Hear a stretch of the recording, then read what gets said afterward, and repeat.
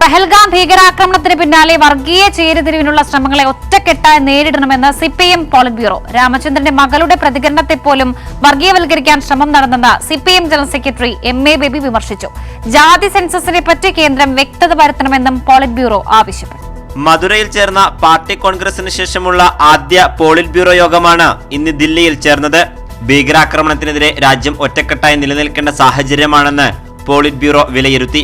ഭീകരാക്രമണത്തെ വർഗീയമായി ദുരുപയോഗം ചെയ്യാൻ ചില ശക്തികൾ സമൂഹത്തിൽ ഉയർന്നു വരുന്നുണ്ടെന്നും രാമചന്ദ്രന്റെ മകളുടെ പ്രതികരണത്തിൽ പോലും വർഗീയവൽക്കരിക്കാൻ ശ്രമം നടന്നെന്നും CPIM general secretary M A. Baby വിമർശിച്ചു.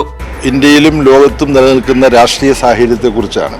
ഭീകരവാദികളുടെ അതിക്രമത്തിനെതിരായി രാജ്യം ഒറ്റക്കെട്ടായ ഒരു സമീപനമാണ് എടുത്തത്. പക്ഷെ നിർഭാഗ്യവശാൽ ശ്രീ രാമചന്ദ്രന്റെ മകൾ ആരതിയുടെ പ്രതികരണം അതിനെതിരായി പോലും വർഗീയമായ ആക്രമണങ്ങൾ അഴിച്ചുവിടുന്ന ഒരു സാഹചര്യമുണ്ടായി.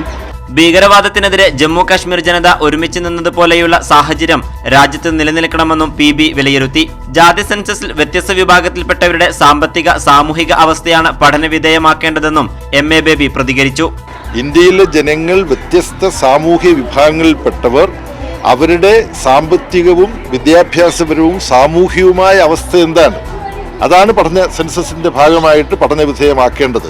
സംഘടനാപരമായി പാർട്ടി കോൺഗ്രസിൽ എടുത്ത തീരുമാനങ്ങൾ നടപ്പിലാക്കാൻ സംസ്ഥാന കമ്മിറ്റികളും ജില്ലാ കമ്മിറ്റികളും സ്വീകരിക്കേണ്ട പ്രവർത്തനങ്ങളും PB വിലയിരുത്തി. വ്യത്യസ്ത ചുമതലകൾ പാർട്ടി പോളിറ്റ് ബ്യൂറോയിലും കേന്ദ്ര സെക്രട്ടേറിയറ്റിലും കേന്ദ്ര കമ്മിറ്റിയിലും ഉൾപ്പെട്ടവർ എങ്ങനെ നിർവഹിക്കണമെന്നതിൽ അടുത്ത മാസം ചേരുന്ന കേന്ദ്ര കമ്മിറ്റി അന്തിമ രൂപം നൽകും. കേന്ദ്ര കമ്മിറ്റിയിൽ അവതരിപ്പിക്കാനുള്ള പ്രാഥമിക നിർദ്ദേശങ്ങളും PBയിൽ ചർച്ച ചെയ്തു. കൈരളി ന്യൂസ്, ദില്ലി.